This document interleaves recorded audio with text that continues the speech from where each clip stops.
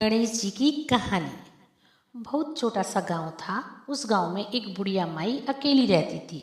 उस जंगल में से लकड़ियां बीनकर गांव में के हाट में बेचती थी। उससे जो पैसा आता उसी से वे आटा, दाल, तेल, घी, गुड़ लाती। यही उसकी आजीविका का साधन था। तब एक बार की बात है, बुढ़िया माई जंगल में लकड़ी बीन रही थी। तभी उसे एक छोटा सा चूहा दिखाई दिया जो ठंड के कारण बेहोश पड़ा था और थरथर कांप रहा था। बुढ़िया माई को उस चूहे पर दया आ गई। वह उसे उठाकर घर ले आई। घर लाकर उसने रुई के फाहे में घुसा दिया और उसकी जान बचाई। उसे दूध रोटी खाने को दी। अब चूहा बुढ़िया के साथ ही रहने लगा। बुढ़िया उसे अपने बेटे की तरह पालने पोसने लगी। बुढ़िया ने उसका नाम मूसा रखा। धीरे धीरे पूरे गांव भर को पता चल गया कि वह मूसा बुढ़िया माई का बेटा है। बुढ़िया माई उसे अपने बेटे की तरह ही पालती है। इस तरह समय बीतने लगा। तब एक दिन की बात है, उस गांव के राजा के बेटे की शादी थी। पूरे गांव में से हर घर में से एक जना बारात में जा रहा था। तब पड़ोसियों ने बुढ़िया से पूछा, अरे बुढ़िया माई, यहाँ से राजा जी के बेटे की बारात में कौन जाएगा? तो बुढ़िया माई बोली, मेरा बेटा मूसा के अलावा और कोई नहीं, मेरा मूसा ही बारात में जाएगा। आप लोग मेरे बेटे को अच्छे से ध्यान रखना, साथ लेकर जाना, साथ ही लेकर आना। तो पड़ोसियों ने कहा, बुढ़िया माई तो चिंता मत कर, हम तेरे मूसे का पूरा ध्यान रखेंगे। विवाह वाले दिन राजा के बेटे की बारात में पूरे गांव के साथ बुढ़िया का मूसा भी गया। बारात पड़ोसी गांव में पहुंची। तब सारे बाराती तालाब पर स्नान करने लगे। वहीं एक तरफ मूसा भी स्नान कर रहा था। तालाब के ठीक सामने राजा का महल था, जहां से राजकुमारी झरोके में से बारातियों को देख रही थी।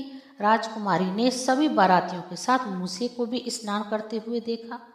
राजकुमारी ने जब मूसे को देखा तो वह बहुत आश्चर्य में पड़ गई। शाम को बारात सज कर बैंड बाजों के साथ दुल्हन के महल में पहुंची। बरमाला में दुल्हन नहीं आई। दुल्हन के माता पिता ने दासियों को भेजकर राजकुमारी को बुलवाया, लेकिन राजकुमारी नहीं आई। मुहूर्त का समय टल रहा था। पंडित जी बार बार एक ही बात बोल रहे थे, जल्दी नई नव वधू को बुलाइए, मुहूर्त का समय निकल रहा है। तब राजा रानी अपनी बेटी को बुलाने उसके कक्ष में गई तो राजकुमारी ने विवाह करने से इनकार कर दिया। राजा रानी ने इसका कारण पूछा तो राजकुमारी को बोली कि मैं राजकुमार से विवाह नहीं करूंगी। उन्हीं की बारात में उनके गांव का एक मूसा आया है, मैं उसी से विवाह करूंगी। राजा रानी ने अपनी बेटी को बहुत समझाया कि राजकुमार बहुत सुंदर, बलवान और अमीर राजघराने से है, जबकि मूसा एक गरीब बुढ़िया का चूहा है। लेकिन राजकुमारी ने जिद पकड़ ली। राजा रानी ने अपनी बेटी को बहुत समझाया कि राजकुमार बहुत सुंदर और बलवान है, अमीर राजघराने से है, लेकिन मूसा एक गरीब बुढ़िया का चूहा है।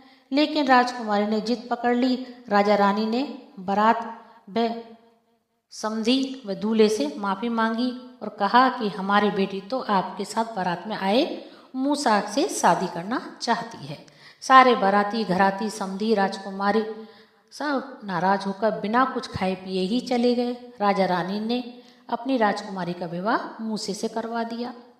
उधर जब बारात गांव में लौट आई तो बुढ़िया ने गांव वालों से और पड़ोसियों से पूछा कि तुम सब तो लौट आए, मेरा मूसा कहाँ है? तो गांव वालों ने बुढ़िया माई से कहा, अरे बुढ़िया, तेरा मूसा तो राजकुमारी से शादी कर रहा है, वह तो तेरे लिए बहुत धन दौलत लेकर आ रहा है, तू तो नई बहू के स्वागत की तैयारी कर। ऐसा सुनते ही बुढ़िया ने घर की साफ सफाई करी, मांडे चौक पूरा, गुड़ की लापसी बनाई, पूड़ी बनाई, पतासा गुड़ मंगवाया, गांव की औरतों को बुलाकर मंगल गीत गवाए।